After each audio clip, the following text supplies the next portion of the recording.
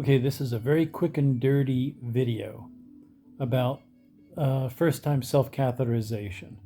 And I'm the perfect person to talk about it because I just now did my second one. I did the first one yesterday in the nurse's office. My wife was there and we just all had a good time doing it. No, we didn't, but. And I want to explain because if you're as nervous as I was, and you probably weren't quite as nervous because I actually was really afraid about this whole thing. Let me tell you how it went. Um, First, I reviewed videos on YouTube, but there was only one that I could find that was anything like what I'm about to say. And then I went on Reddit and I tried to look up self-catheterization and get some opinions, and I got a little bit of help there. One message in particular was very good. So I couldn't find much, so that's why I'm doing this video. Anyway, so I was pretty nervous about it. My situation is that I can still pee on my own, but I'm not voiding properly. Okay, so anyway, I'm in the nurse's office and she's going to show me how to self-cath, and she's got one that's the kind that she's given me a bunch of. I'm getting more, which is like a hydrophile one. It's all fully lubricated, ready to go, and you just take it out of the package. And so you wash your hands thoroughly with antibacterial. You wash or otherwise disinfect the tip of your penis, including the entrance there. That's really important, of course. And then you take this thing. Now, this one happened to be was not only fully lubricated, but it was a coude tip, which means it's got a little tiny upward bend on it. And about the only most important instruction I had was to make sure to start it with the thing up, and then you hold your penis at like a 45-degree angle up as you begin to insert it. And then you slowly put it in until it goes into your bladder and you pee. Okay, sounds simple, right? And it is.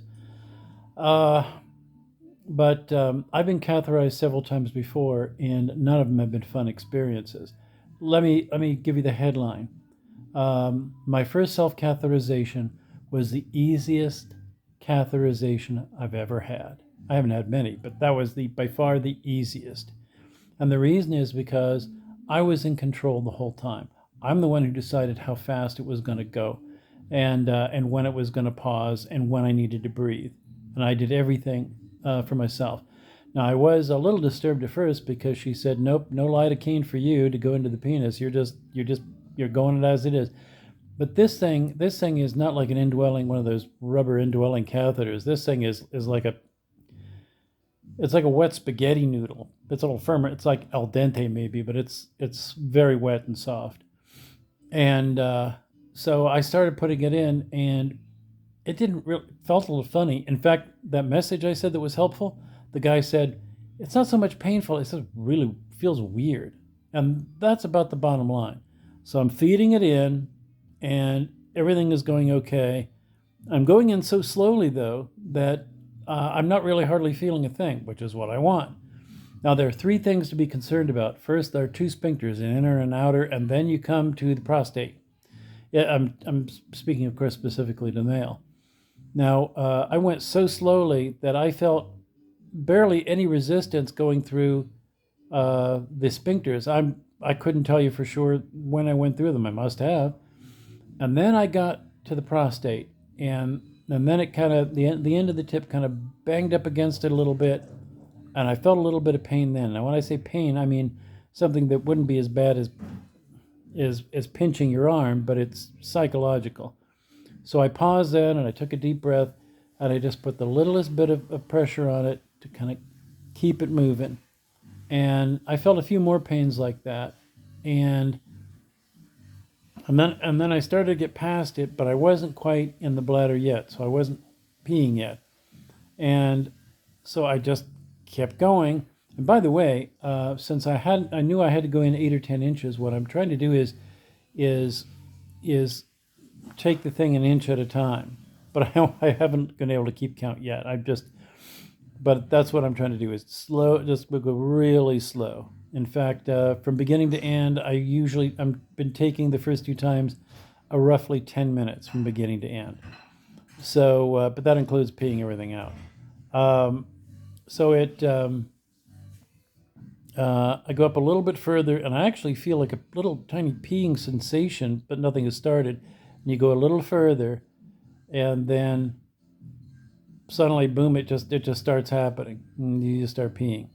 I try to go. They say, at least in some cases, they say go in a little bit further, and I do because for two reasons. One is that baby wants to come out. It's not like an indwelling catheter with a balloon. It you want to hold it in there, or it'll just back itself out.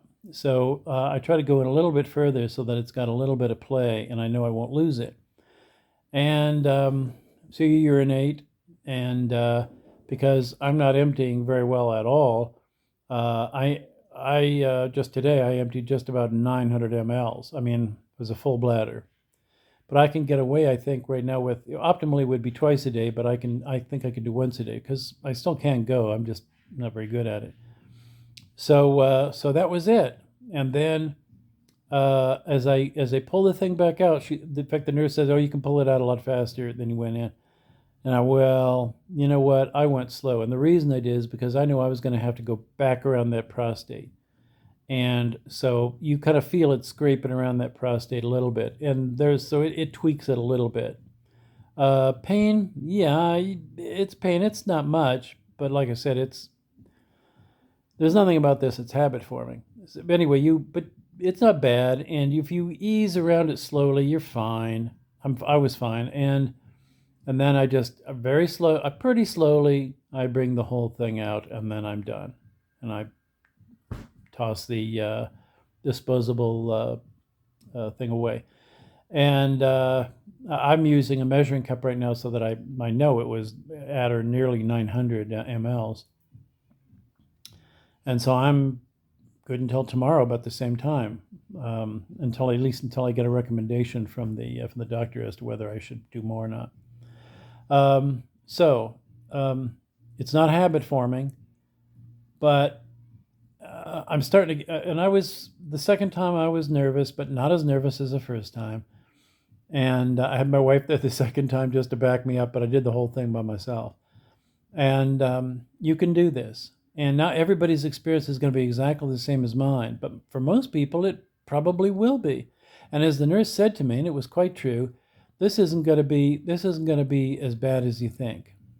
Now, I had an indwelling catheter in for about a month, and that thing's just a rubber hose that they put a little bit of lubricant on the front. And that's not a whole lot of fun going in or coming out. That wasn't fun at all. The reason I was scared was because when I had a UTI infection 9 years ago, I had a bad infection, and I was in the ER, and they catheterized me then, and I was in so much pain because of the infection that it was just profound pain. I screamed.